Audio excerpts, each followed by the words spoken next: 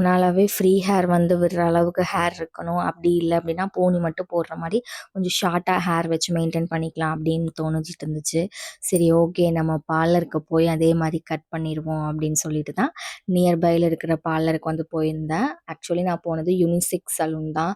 சூப்பராக இருந்துச்சு. அவங்களோட சர்வீஸும் சரி, ஆம்பியன்ஸும் சரி.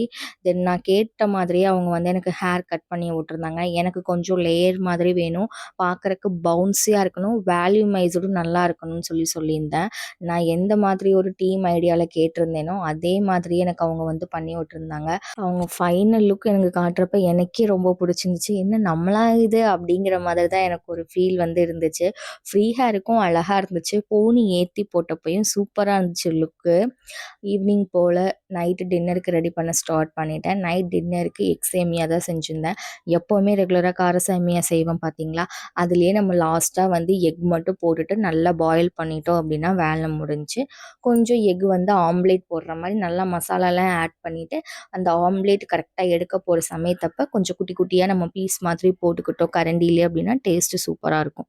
சேமியா செய்வீங்க, எக் சேமியா செய்வீங்களா? சிலர்லாம் லெமன் செய்வாங்க, கேர்டு செய்வாங்க. அப்படி எது செய்வீங்கன்னு சொல்லிட்டு கமெண்ட்டில் சொல்லுங்கள்.